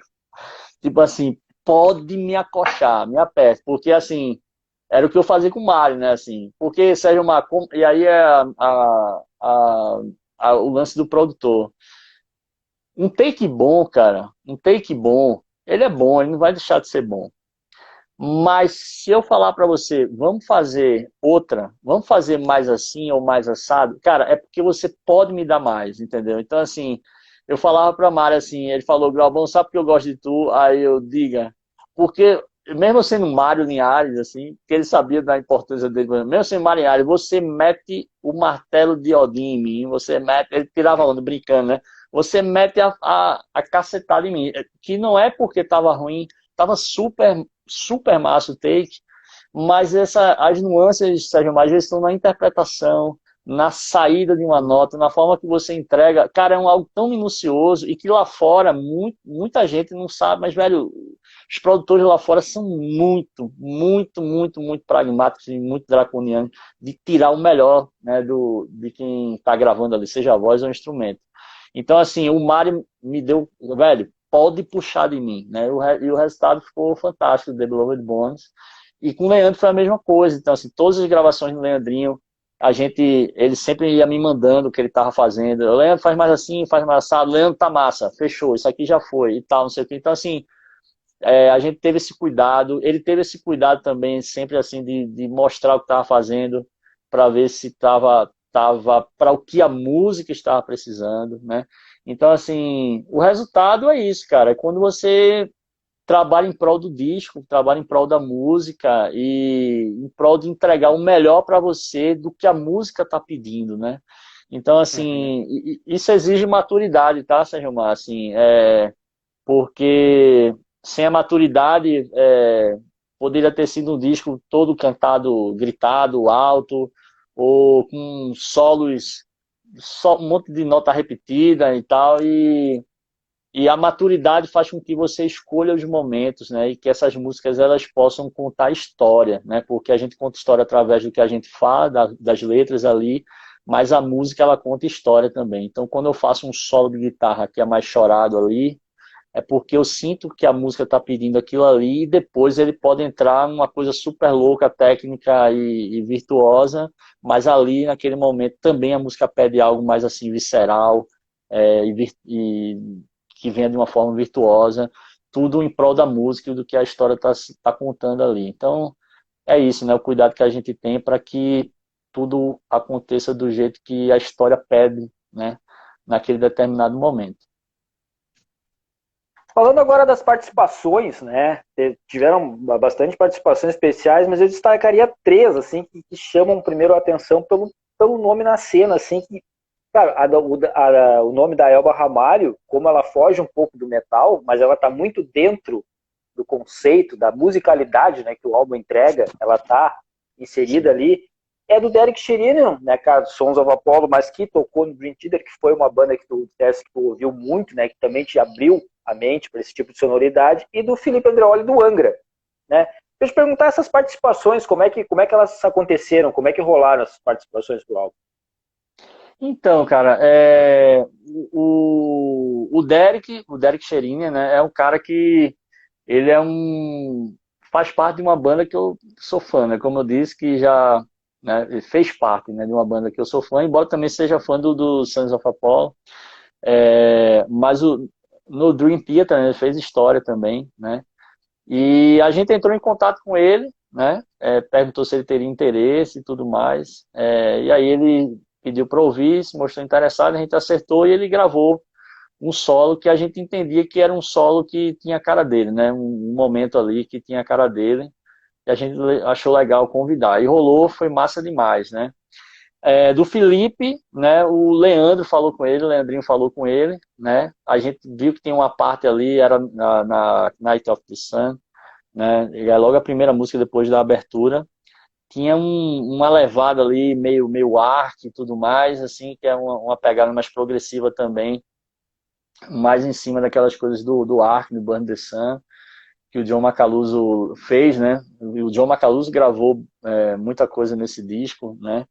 Que era a bateria do Ark, e a gente falou, vamos convidar o Felipe para fazer. Então, o Felipe topou e fez um super trabalho, né? Nessa música, inclusive, tem uns taps aí, uns licks loucos lá de baixo e tal. Foi demais, foi sensacional, né? E a Elba foi um contato, cara, que se deu e que a gente ficou naquela coisa, será que vai rolar, será que não rola? E foi de bastante tempo, né? Assim, a Elba a gente esperou muito, assim.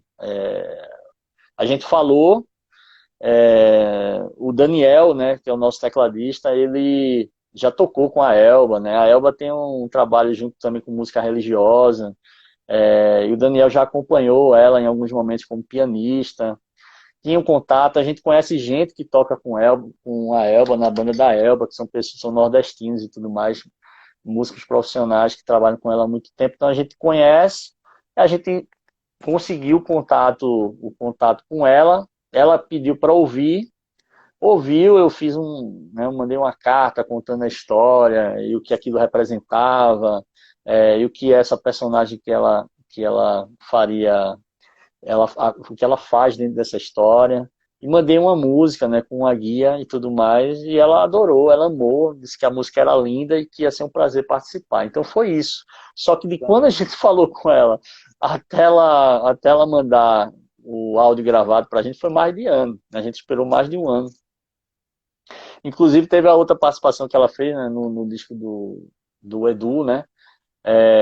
Já um ano antes disso a gente tinha falado com ela, a gente estava esperando, né? E continuou esperando, e depois de um mês e pouquinho e tal, ela mandou pra gente também a nossa participação, e que encheu a gente de muita felicidade, né? Porque a participação que ela faz assim é incrível, fantástica, é realmente uma participação especial, vamos dizer assim.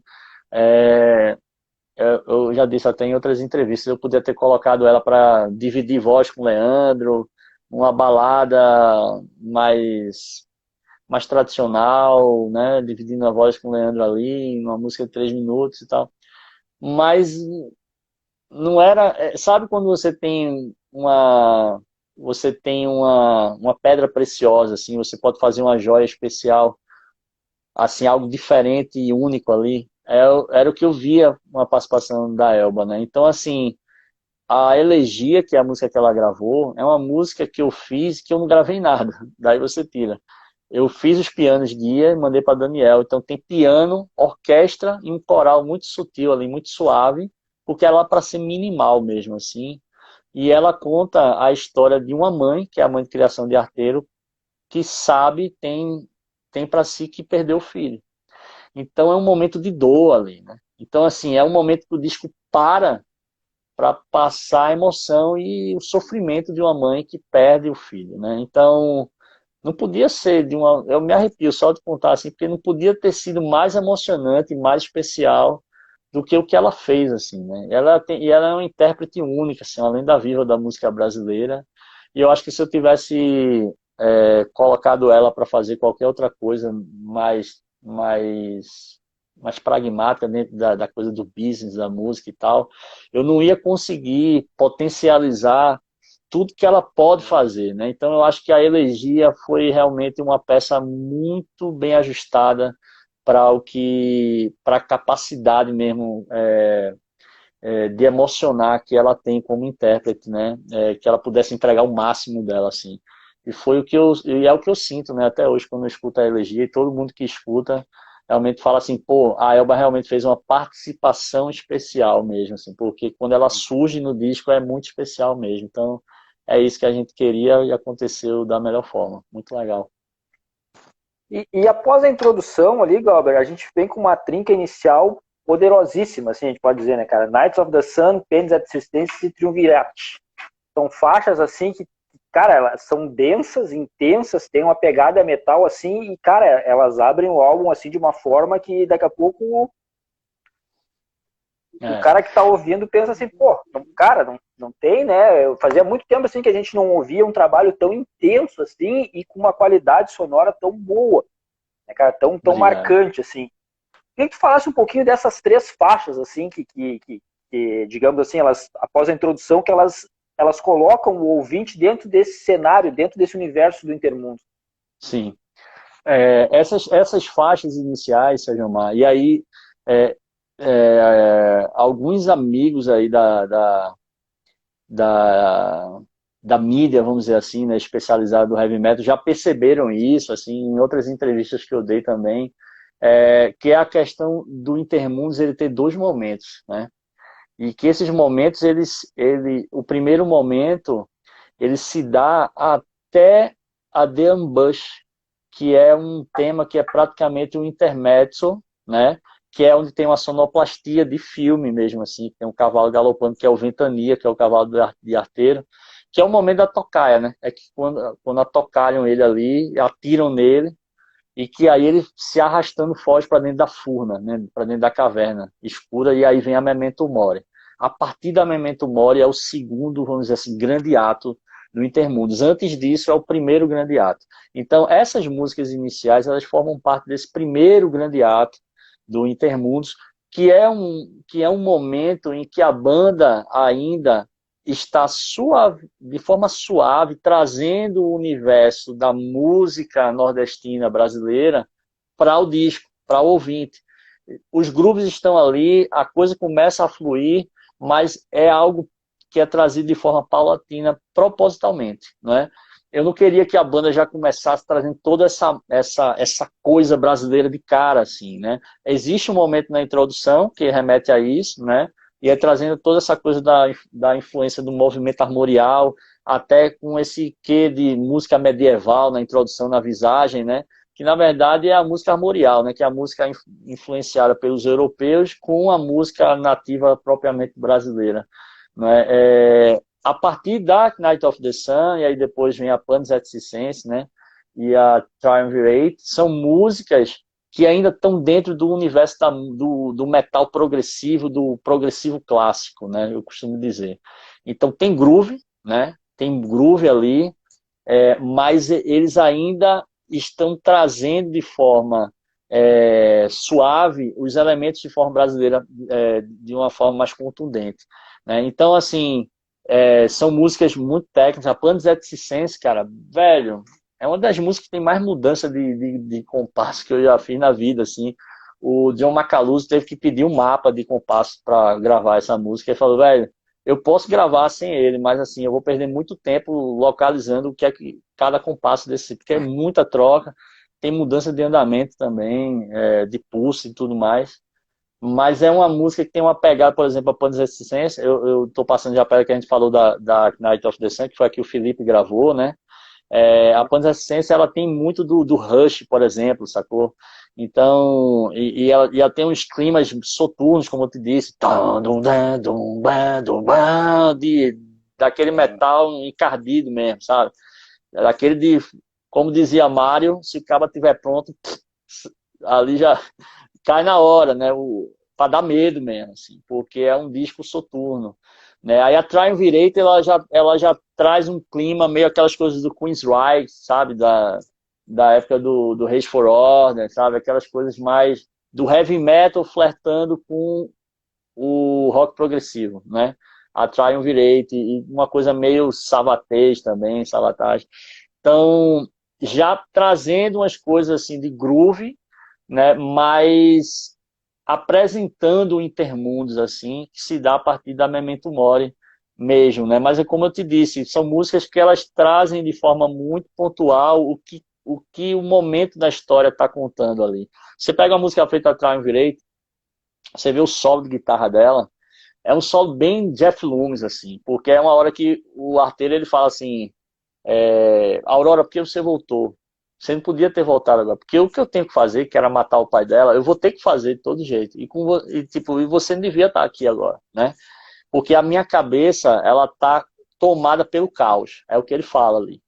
E aí começa um solo todo torto, com segunda menor, umas harmonizações que eu fiz assim, que é um solo rápido, torto, com salto e tudo mais, mas é porque para soar bizarro, para soar bizarrento mesmo a coisa, trazendo esse lance técnico e tal, mas conversando com o que a letra está falando ali, né? Musicalmente falando ali, a música ela está conversando, né? O solo exigia, a música pedia um solo desse jeito, né? E aí em seguida vem o quê? A pacificação da coisa, né? E que depois de atrás direito vem o quê? É o encontro de arteiro com, com Aurora. Não sei nem se eu podia já passar para o While I'm Still Here. Né? Já Vai estou lá, vai lá, passando. vai lá. Já É, vamos. e aí a While I'm Still Here é isso, que depois desse momento de caos na cabeça de arteiro, que é o confrontamento com a situação, que é de tipo, ele queria a vingança, né? Porque ele achava que o pai da Aurora tinha matado os pais dele, né? Ele, o padre corrupto, que é o Mordecai, e o Morisco, né, que é o chefe dos capatazes lá do Al-Qaeda. E aí, numa festa, o que chama de festa de reisado, de abrição, ele encontra com a Aurora na entrada da vila. E aí acontece a While I'm Still Here, que já é uma música com um espírito completamente diferente, que é o Me Ame Enquanto Eu Ainda Estou Aqui. Né? Então, assim, esquece esse negócio de vingança e vamos embora, vamos ser felizes, assim. Né? É o convite que a Aurora faz a ele. E aí, até na história eu digo, né, que na balança ele tem que escolher, ele não pode ter as duas coisas, né? E aí é uma música que eu trago essa coisa da música brasileira muito fortemente no violão de nylon, né? Então aquelas coisas meio do Dorival Caymmi, é, até um pouco do Jorge Vecino, uma coisa mais contemporânea que veio depois, tá mais, principalmente, sobretudo, do Dorival Caymmi, né? Aquelas melodias.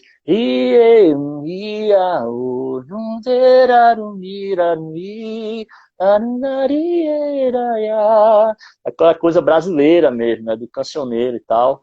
E aí eu não podia gravar um violão de nylon, assim, porque eu só via, de aço, eu tinha que gravar um violão de nylon, porque a música pedia algo realmente que remetesse no imaginário das pessoas algo brasileiro. E o violão de nylon é um instrumento muito muito brasileiro, né? Vamos dizer assim, né? Então, assim, fala de violão, toquinho, esses caras, assim, todos com violão de nylon, né? E tudo mais. Então, eu trouxe essa atmosfera brasileira, meio asserestada aí, para dentro do universo do Intermundos, e a While I'm Still Here já é uma música que já tem essa vibe mais brasileira propriamente dizendo.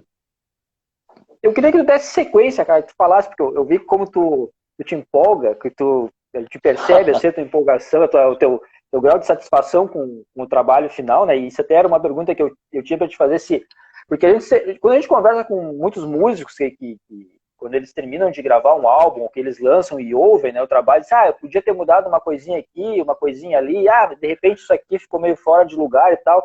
E conversando contigo, assim, a gente percebe que, pelo menos por enquanto, parece que o trabalho saiu daquele jeito que estava dentro da tua cabeça. Eu queria que tu falasse sobre esse restante do álbum daí em diante, dessa faixa que tu comentasse agora até o final do álbum, assim, o que engloba e toda a musicalidade que entra dentro desse território, do meio pro final do álbum. Massa. Depois da While I'm Still Here, aí vem a The Ambush, que é um tema que eu chamo de tema...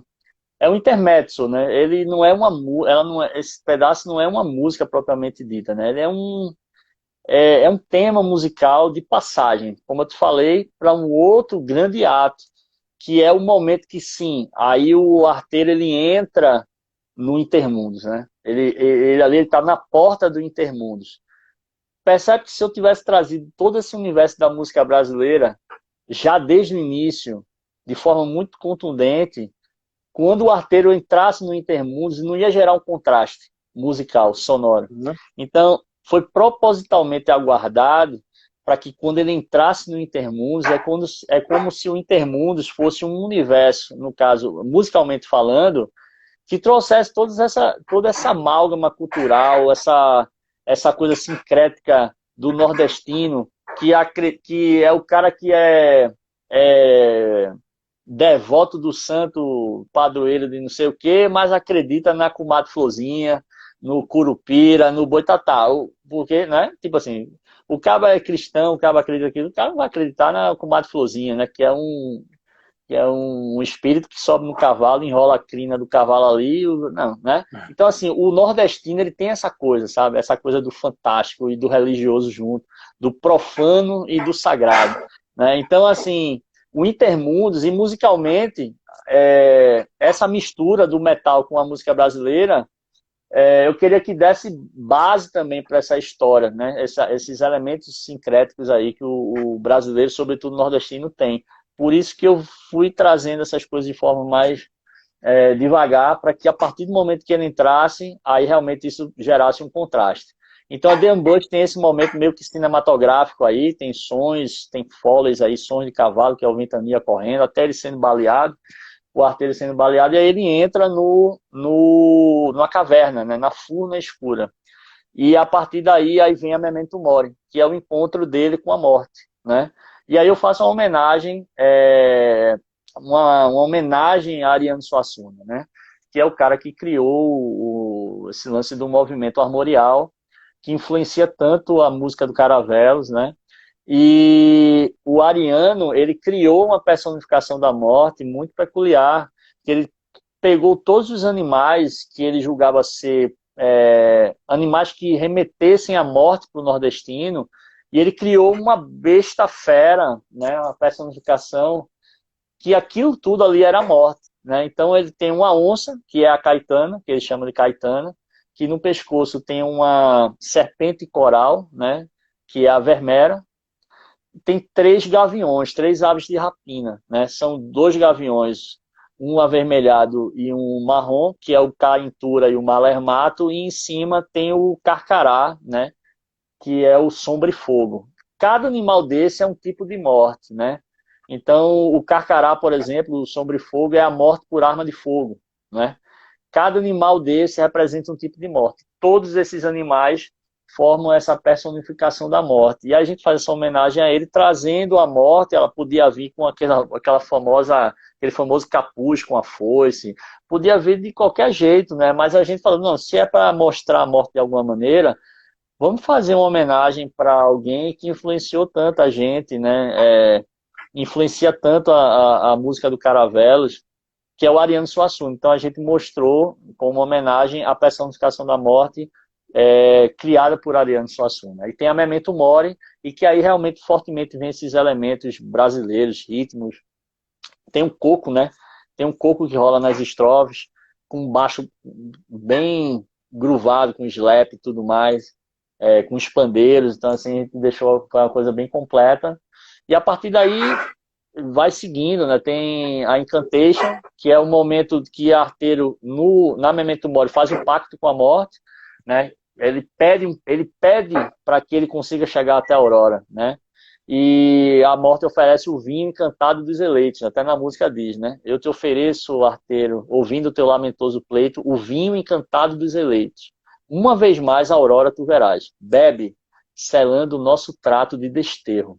Desse acerto que não pode ser desfeito. Ao sol raiar, tu serás meu. Quando ele bebe, a taça cai e ele fala, feito, né? Ela fala, feito. Então o acordo está selado ali. E aí na Incantation é o momento de encantação, né? É o momento em que ele se torna empoderado ali. Ele consegue andar dentro do Intermundos, né? Então a música Incantation trata isso, a gente traz o caboclinho, tem pífano também, aquele pífano da música pernambucana, nordestina e tal, a gente traz também esses elementos. E aí vai seguindo, né? Tem a elegia, né? Que a música que tem a participação da Elba, que a gente falou, que aí a gente já remete e sai daquele momento de dentro do Intermundos e mostra o que está acontecendo fora, que aí é a mãe de criação dele conta para o pessoal da vila que uma vez chegando o cavalo dele ensanguentado, só o cavalo, ela fala, mataram meu filho, né? Então ela canta aquilo ali. A elegia na literatura é quando você, em versos, você canta algo para alguém que se foi, em homenagem a alguém que se foi. É uma elegia. Então ela canta essa música, que também tem o nome de elegia. E a partir daí aí começa, né? Aí vem acho que vem a Insurrection, né? A Insurrection, que é o momento do levante, né? A revolta do povo para aquilo. As pessoas se viram revoltadas ali com a morte daquele cara que era um líder dentro da vila, né? Que embora que ele sempre fala, pessoal, vamos mudar isso aqui, vamos tirar esse cara, né? Esse cara tá acabando com tudo que a gente conhece aqui como é, tem gente morrendo, né? Então, assim, é uma época e terra de desmandos ali, né? Naquela região daquela vila, e que Arteiro sempre fez tudo para que o Pai de Aurora fosse tirado dessa condição de grande sucerano, vamos dizer assim, fazendo analogia com o medievo aí europeu, que era a Uhum. posição que ele se colocava. E o que acontece é que, uma vez ele tido como morto, aí sim as pessoas se revoltam. E aí eles sobem o morro onde estava a mansão encastelada para acabar com eles. E é o que acontece, né? É, o Alcaide, que é o pai de Aurora, Mordecai, que é o padre corrupto, e Morisco, eles morrem queimados, junto com os cangaceiros de Morisco, dentro dessa mansão, queimados, né? Que é o que a música trata, né? Da insurreição e do fim do triunvirato, que era o triunvirato formado pelos três, né? Depois Uhum. disso vem a Intermundos, que aí tem todo aquele início de Rabeca, com Tal- muita música. Talvez a melhor música do álbum. É uma música que eu gosto muito, né? Eu gosto muito porque ela, eu já disse em outras entrevistas assim, eu não consigo dizer a melhor música desse disco, Com mas certeza. eu poderia dizer que, como cada uma tem uma importância com relação à história, cada um entrega para a próxima o ouvinte com um sentimento e, vamos dizer assim, uma sensibilidade especial para aquela música que vem em seguida. Então, um pouco do que você sente quando escuta ela também tem responsabilidade da música que precede, Veio né? aí. Então, assim, Uhum. é um disco que é feito para você ouvir ele inteiro, né? Então, uma música vai te envolvendo, e envolve para a próxima e prepara para a próxima. Mas eu posso dizer que a Intermundo realmente, eu já disse isso em outras entrevistas, é uma música que ela engloba, vamos dizer assim, todo o DNA do Caravelos, vamos dizer assim. Exato. É a música que ela, assim, olha, diz uma música do disco que poderia, a gente pode dizer, isso aqui é o Caravelos, isso representa o Caravelos, tem tudo que o Caravelos Exato. tem na essência, no DNA. Eu considero a Intermundos também, né? Então ela tem aquele começo com a Rabeca, que é muito nordestina, né? É uma coisa muito roots lá da gente. E aí depois tem as metaleiras, que vem muito do frevo, né? Do frevo pernambucano, a gente colocou conta disso. E aí tem umas levadas, assim, muito, muito quebradas, assim, em seguida, que vem essa coisa do metal, do rock progressivo, mas conversando com a música brasileira, né? Durante toda a música. E lá, por exemplo, na hora tem rola o maracatu, lá na frente, que é um momento mais contemplativo, e depois tem um solo de violão, né? Então eu já faço diferente, em vez de um solo de guitarra, eu fiz um solo de violão, que emenda com um solo de piano, bem jazzeado e tudo mais. E na chamada para a volta, a gente faz um lance também diferente, que com a mesma melodia vocal, a gente reharmonizou a música de uma forma jazzística, né? Reharmonizou a música de uma forma mais sofisticada, para dar aquela vibe meio jazz, sem batera, e aí a música, Leandro entra cantando, e aí a música volta para a normalidade. Só para a gente fazer aquela brincadeira, né? Trazendo influências e elementos que a Normalizou. gente curte. Em seguida, vem a Ouroboros, né? O Ouroboros, ele é um símbolo antigo, né? Assim, e de civilização para civilização, ele tem vários significados, assim, né? Então, assim, dentre os significados, e é o que eu utilizo dentro da história, eu usei o termo Ouroboros como um fechamento de ciclo, né? O símbolo Ouroboros é uma serpente que engole a própria cauda, né? Então, assim, ali eu uso como um significado de fechamento de ciclo, que é o momento em que Arteiro ele sai do Intermundos, mas ele sai com a mente diferente de como ele entrou, né? Então, assim, o caminho que ele percorreu até a saída do Intermundos com uma mente completamente diferente, né? Por isso que é o nome Ouroboros. E a música que vem em seguida é a Sonia Sofá, que é o momento em que ele encontra a Aurora, né? Mas ele sabe que tem que ir porque ele lembra do pacto, né? Ele lembra que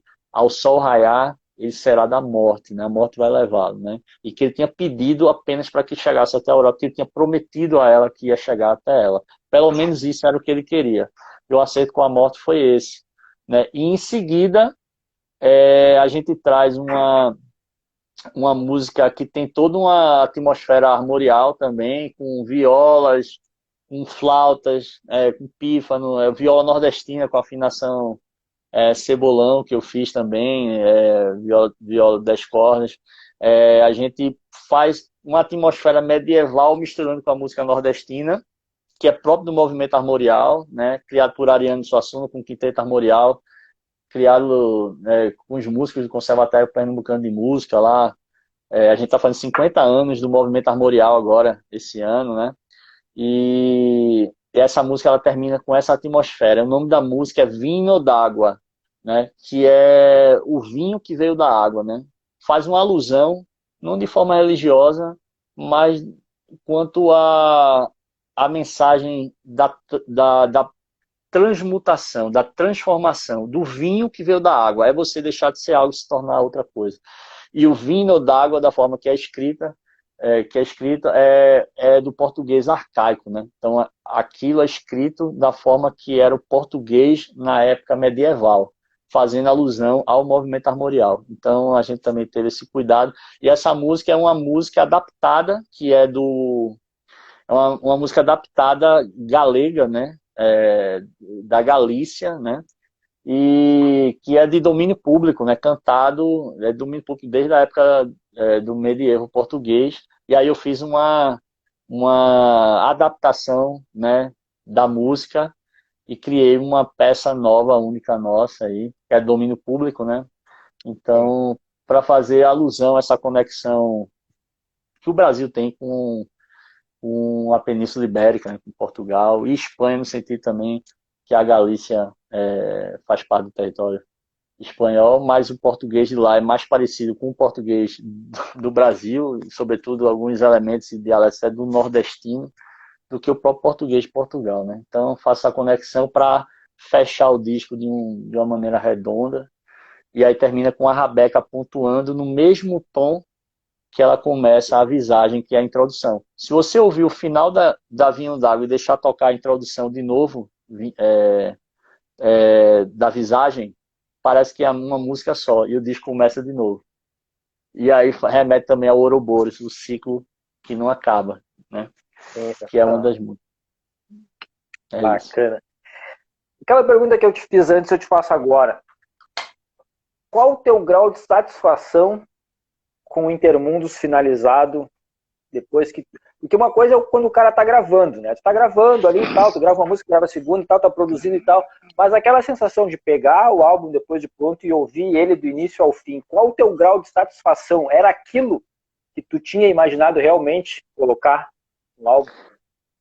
Cara, o Intermundos eu tô muito satisfeito com o Intermundos, Sérgio, muito satisfeito. Eu e os meus companheiros de banda, os meninos, a gente tá muito satisfeito. É um disco que eu tive que ter muito cuidado na produção, como sempre tenho, né? Mas é um disco diferente no sentido de... a gente sabe que hoje tem 1000 recursos aí para você fazer uma bateria soar daquele jeito tradicional do metal melódico aí, do power metal e tal. Mas existe uma série de dinâmicas, assim, por exemplo, aí eu tô falando como produtor, de nuances, sabe? De coisas que elas não podem estar ali dentro de um quadradinho, dentro da caixinha, totalmente naquele tempo, porque a música brasileira não soa dessa forma. Então, é um disco vivo, se você ouvir. O Intermundos, ele soa orgânico, né? E eu queria muito que isso tivesse nítido, assim, para quem ouvisse. Então, você pega a própria música Intermundos, assim, você vê aquele começo ali que a Rabeca lá, aí a bateria no tom, que aquilo ali cara, aquilo é solto, né? Tem um clique batendo ali, mas aquilo é solto ali, orgânico, tem várias intensidades de batida ali no tom, as peças são naturais, entendeu?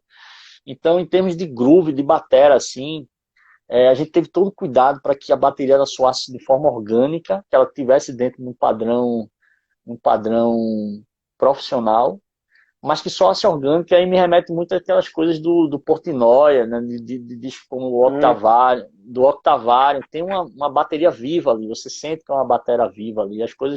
As baterias do Portnoy são baterias que sempre são são muito, assim, são referência para mim em termos de produção, porque elas são vivas, assim. Eu gosto de sentir a banda soando viva, como se fosse uma banda de verdade. Porque é muito fácil você fazer uma bateria soar, feita uma bateria, com todo respeito, uma bateria alemã, né, vamos dizer assim, aquela Sim, sim. coisa assim, com a mesma intensidade, entendeu? Porque tem hoje vários plugins aí de samples, aí você sampleia tudo e tudo fica do mesmo jeito.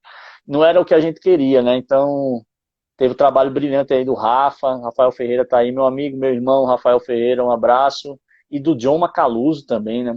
Um dos maiores bateras de metal progressivo do mundo. O cara gravou Band The Sun do Ark, já Pô, tocou com um Symphony X, enfim, se for falar a quantidade de bandas gigantes que esse cara já gravou e já tocou, né? Um dos maiores bateras do mundo. O Rafa também é um puta de um batera. E aí, trabalho também brilhante, por exemplo, do Emerson, meu irmão Emerson Dácio, né, no contrabaixo. E aí, falando de baixo, de falar de tirar som na mão mesmo, assim. Não é aquele som plastificado, né, de um determinado plugin, emulação de aquele amplificador. baixo gordo. Exatamente, é som de baixo, né? Eu costumo É, dizer, exato. é o som natural do baixo, né? Então você É, pega você pega uma música feita aquela balada, a Sonia só fala que eles tiram os harmônicos assim, sacou? Então assim, é musical, cara. O Intermundos é um disco muito musical, onde a gente pode realmente pode se expressar musicalmente, trazendo aquilo que a gente tem pra gente, no máximo bom gosto, vamos dizer assim, que a gente tem enquanto sim, músico, do que a gente construiu dentro da nossa trajetória, da nossa carreira. E a gente entrega para as pessoas isso que a gente entende como o nosso melhor. Né? O que eu tenho tido de feedback é um feedback impressionante, assim, muito feliz. Eu teve a revista agora britânica, Power Play, a gente saiu tipo nota 9, uma revista, a maior revista da Grã-Bretanha, falando de uma banda brasileira que conta uma história que se passa no Nordeste do Brasil, que ninguém sabe. A gente fala Nordeste do Brasil, pra sim. gente tem todo um arquétipo, tem todo um arquétipo nordestino, mas quando a gente fala nordestino para um britânico, ele não sabe o que isso significa. Nordestino, o que é isso, nordestino? Para a gente entende, né? Mas Sim, para sim. eles não. Então, assim, inclusive eu tive que gerar um PDF. E aí tem um trabalho também do Tiaguinho, que a gente sentou para fazer uma tradução é, semântica do Intermundos, que tem um encarte extra, né, aqui na versão nacional, para a versão em inglês, contando a história, cara. Para o cara Tá. entender, para o cara poder entender, para ter um norte de por que as coisas são daquele jeito e que aqueles instrumentos são instrumentos peculiares daquela terra ali, onde se passa, do Nordeste do Brasil, né? E aí eu posso dizer, Sérgio Mar, esse era o meu maior medo, cara, no sentido, você pode dizer que eu tive medo, medo que eu digo assim, preocupação Sim. do disco se fazer ser entendido para fora. Eu tinha certeza que para o brasileiro ia ser incrível, fantástico. Mas eu precisava dar toda a base, assim, todas as condições para que as pessoas de fora do Brasil elas pudessem entender que no Nordeste do Brasil existe uma cultura muito peculiar, Sim. tanto no que se fala, né, em termos de dialeto, quanto culturalmente, quanto musicalmente, que um pife é diferente de uma flauta. Não é uma flauta qualquer, é um pífano, né? É um pífano. Sim. Que a rabeca não é um violino. Fala assim, peraí, velho, esse violino, ele tá meio assim, como se estivesse meio desafinado? Não, não é desafinado. Aquilo ali é coma, que na música Sim. oriental, né, que não é a música diatônica que o Ocidente conhece, na música oriental é muito normal isso, né? Tem instrumentos japoneses que trabalham em cima desses comas, nesse caminhar, que não fica aquela coisa engessada. Então, assim, a rabeca, ela tem um pouco disso, né? É um instrumento diferente, cara. né?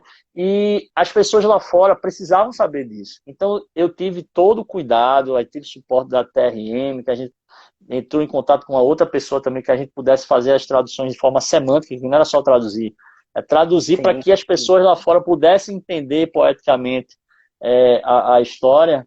A nossa gravadora gringa também teve esse PDF para todo mundo que adquiria, ele passou para mídia também, especializada lá fora, esses arquivos, entendeu? Inclusive teve eu achei fantástico, cara, saiu uma entrevista minha na Metal Itália, que é o maior site de metal da Itália, assim.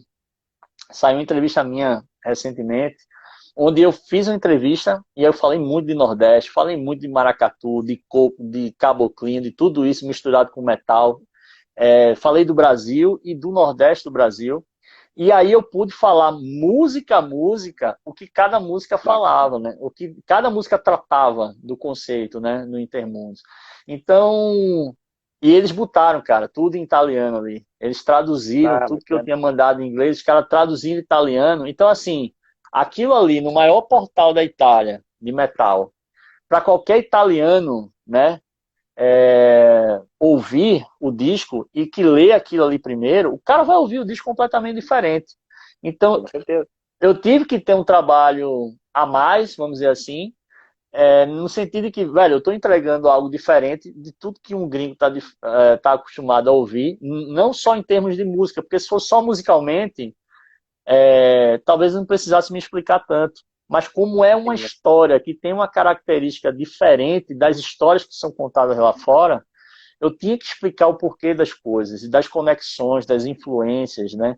Os personagens, o Alcaide, por que é chamado Alcaide? Alcaide é tipo um prefeito, né? Um chefe, um governante de uma vila, mas ele só é chamado de Alcaide, cara, na Península Ibérica. Em nenhum lugar da Europa é chamado de Alcaide. É só na Península Ibérica. E tinha que ser assim, por quê? Porque nós fomos colonizados por portugueses, né? Então, sim. até na história, tudo tem uma explicação do porquê dos nomes. Morisco era como eram chamados os filhos de mouros que se tornavam católicos, né? Então, assim, era um morisco. Não, esse morisco é o cara que era muçulmano, de família muçulmana, mas virava um cristão, um novo cristão. Então, era chamado de morisco. E o fenótipo, né, a forma física do personagem, o morisco, né, ele remetia ao mouro, né, aquela coisa parecendo um mouro. Então, por isso que era chamado de morisco na história. Mas por quê? Porque a Península Ibérica também foi invadida pelos árabes, né? Então, assim, tem toda uma influência árabe, não só na música, mas nas nomenclaturas, na forma de chamar das coisas e dentro da nossa história. Então, o Intermundos ele é um disco amarrado em tudo, tanto na parte poética, conceitual, e as nomenclaturas são colocadas também em conexão com tudo que a gente é e de onde a gente veio, né? Então, é isso. Dá trabalho, mas no final vale a pena. Tô. Legal. Glauber, para a gente encerrar, cara, eu queria te agradecer mais uma vez por ter aceitado o convite. Eu vi que o Thiago entrou aqui, agradecer o Thiago por ter feito esse meio campo com a gente aí para Tiaguinho, a gente poder acertar. Te agradecer por esse álbum, cara. Agradecer a ti e a Caravelos por esse baita álbum, que eu não tenho dúvidas, vai estar aí nas listas aí de melhores álbuns de 2022, eu não tenho nenhuma dúvida que vai ser um dos álbuns obrigado, mais senhor. votados aí, com certeza. Desejar sucesso para a banda, cara, e dizer que o Rebel Rock está sempre de portas abertas aqui no que a Caravelos precisar, ou qualquer outro trabalho que tu venha lançar também. A gente está aqui à disposição. Cara, muito obrigado mais uma vez. Obrigado, senhor Mar, obrigado aí a Rebel Rocks. E eu queria só dar uns toques aqui, dizer que quem quiser adquirir o Intermundos aqui no Brasil, entra no site da Metal Helix, a nossa gravadora. A gente tem uma edição nacional especialíssima, que é uma edição que, além de vir um encarte com as letras, né, tem um encarte extra que tem a história do Intermundos, né, o faixa a faixa, o que cada música quer dizer dessa grande história que é o Intermundos, e no Digipack, né, uma história contada com todo capricho. Então você consegue ler e ouvir em seguida o que aquela música trata, né? O que aquela parte da história tá tratando do conceito. Então, muito legal isso aí. Quero falar também que amigos de São Paulo e região, e quem quiser ir para lá do Brasil todo, tá livre e que vão no mesmo, no dia 19 de novembro, o Caravelas, nesse ano tão especial, que completa 20 anos de história de metal, de rock progressivo, metal progressivo com música brasileira, 19 de novembro, no Legends, né?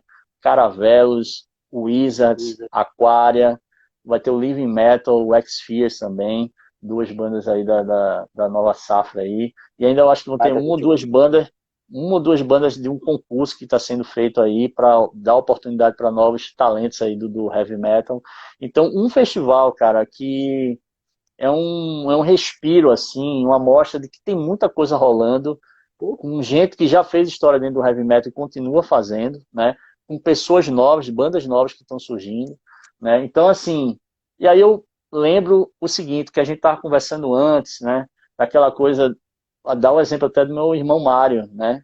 Que se foi, infelizmente, tanta gente vai deixar de ver esse talento em cima do palco.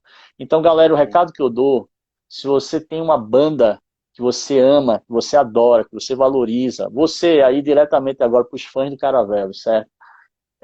Se você curte o Caravelos, cara, se você valoriza esse trabalho que a gente faz com tanto carinho, estejam lá no dia 19 de novembro, Caravelos, Wizards, Aquaria, Living Metal, X-Fears, mais duas bandas aí fazendo uma super noite de metal nacional, galera. Né? A gente conta com vocês, certo? Porque a resposta que vocês podem dar é a presença de vocês, né? Nessa grande celebração, nessa festa que a gente está fazendo, certo? Mostrando que o heavy metal no Brasil continua vivo, né? Que quem já fazia antes continua fazendo e que tem muita gente nova vindo aí fazendo também, né? Então, conto com a presença de todos vocês. Quero deixar aqui meu muito obrigado, Tiago, Mauro, mais uma vez meu irmão, assessor de imprensa do Caravelos, tá bom? A todo mundo que participou da live, a todos aí que possivelmente estejam ouvindo agora também, que não puderam acompanhar ao vivo, mas que estão curtindo agora. Um forte abraço e retomo aqui o meu convite, dia 19 de novembro no Legends, certo? Metal Helix Festival, com Caravelos lançando Intermundos no palco, num super show. Sérgio, muito obrigado, né? Nós nos colocamos aqui à disposição para que sempre que você nos convide, eu, Leandrinho, Rafa, Emerson, Daniel, toda a banda aí, a gente vai estar sempre disposto aí a falar um pouco mais sobre a nossa história, nossa carreira, nossos planos. Conta com a gente sempre. Um abraço. Beleza. Valeu, grande abraço, Glauber. Abraço a todos. Valeu, Boa noite. um abraço a todos. Até mais, pessoal.